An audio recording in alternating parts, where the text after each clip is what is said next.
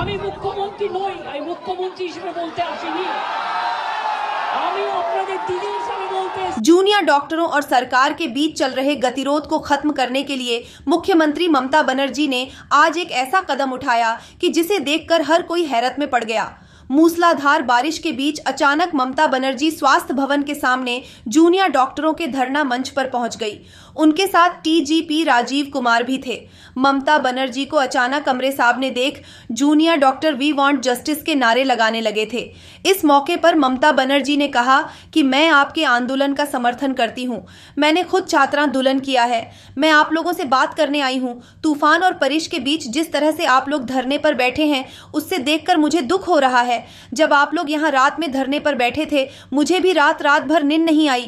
पहलेदार की तरह मुझे भी जागते रहना पड़ता है।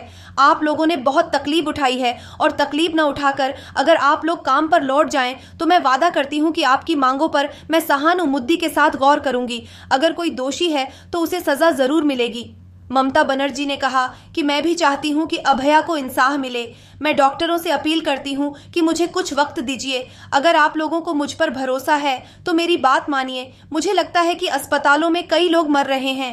कृपया कर आप लोग काम पर लौट जाए। ममता बनर्जी ने कहा कि मैं आपको भरोसा देती हूं कि आपके साथ कोई नाइंसाफी नहीं होगी। आपकी सभी मांगों पर विचार किया जाएगा। सीएम ने कहा कि कसूरवार मेरे दोस्त नहीं है, मैं तुम्हें जानती तक नहीं हूँ। गुनाहगारों के खिलाफ कार्रवाई जरूर होगी। ममता बनर्जी ने कहा कि मैं आपके पास मुख्यमंत्री के रूप में नहीं बल्कि बड़ी दीदी के रूप में आई हूँ। मैं आप लोगों की सभी मांग पूरी करने की कोशिश करूंगी। बस मुझे थोड़ा वक्त ही किसी के साथ ना इंसाफी नहीं होगी और न ही किसी भी जूनियर डॉक्टर के खिलाफ किसी तरह की कोई कार्रवाई की जाएगी।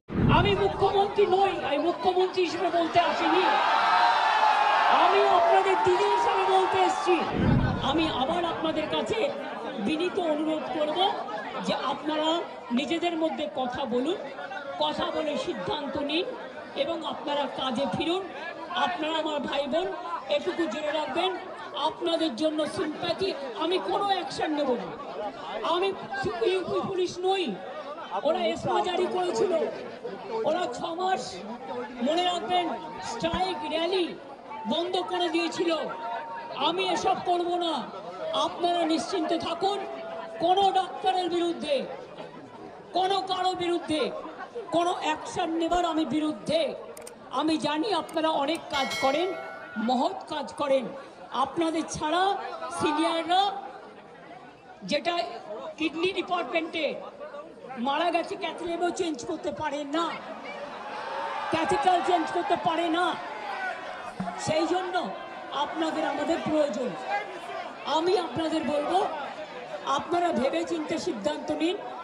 আর যদি আপনারা আমাকে বিশ্বাস করেন, আমি যখন আপনাদের ধর্ণা মঞ্চে আসতে পেরেছি আপনাদের একজন সহযোদ্ধা হিসেবে, তখন মনে রাখবেন যে আমি আপনাদের, যদি আপনারা বিশ্বাস ভরসা রাখেন, বাদ বাকিটাও মনে রাখবেন। আমি আস্তে আস্তে করে, একদিনে তো সব হয় না, করতেও সময় লাগে। আমাকে একটু সময় দিন, আমি নিশ্চয়ই সাধ্যমতো চেষ্টা করব। আমি দুর্নীতির কোনো একটা টেন্ডার কেস আজ পর্যন্ত আমার কাছে আসেনি। কোন রোগী কল্যাণ সমিতি কি কাজ করে এটা আমি জানি না, এগুলো আমার আন্ডারে আসে না। তাও বলি, যদি আপনাদের কোনো কমপ্লেন থাকে, কমপ্লেনের ভিত্তিতে নিশ্চয়ই আমরা তদন্ত করব। এমনিতে বিনা কারণে কাউকে সাজা দেওয়া যায় না। তদন্তে যদি প্রমাণিত হয় আমি নিশ্চয়ই সাজা দেব। আর একটা কথা, সুপ্রিম কোর্টে কেস চলছে, মনে রাখবেন 17 তারিখেও ডেট আছে। আমি চাই না আপনাদের কোনো ক্ষতি হোক। আপনাদের দিদি হিসেবে আপনাদের কাছে আমি অনুরোধ করতে এসেছি। আমি মুখ্যমন্ত্রী নই, আমি মুখ্যমন্ত্রী হিসেবে বলতে আসিনি, আমি আপনাদের দিদি হিসেবে বলতে এসেছি। যাতে আপনারা না ভাবেন হ্যাঁ আমি চিফ মিনিস্টার আছি, আমি একটা পার্টিও বিলংস করি, কিন্তু আপনাদের কাছে এসেছি যদি বলেন as a chief minister, as a elder sister, এবং আপনাদের আন্দোলনের সমব্যথী এবং সমসাথী। তাহলে আপনাদের অনুরোধ করব আমার কথা শুনুন। আগেও আপনাদের সমস্যা আমি সমাধান করেছি এবং আবার আমি করবার চেষ্টা করব। আমাকে একটু সময় দিন। ভালো থাকুন।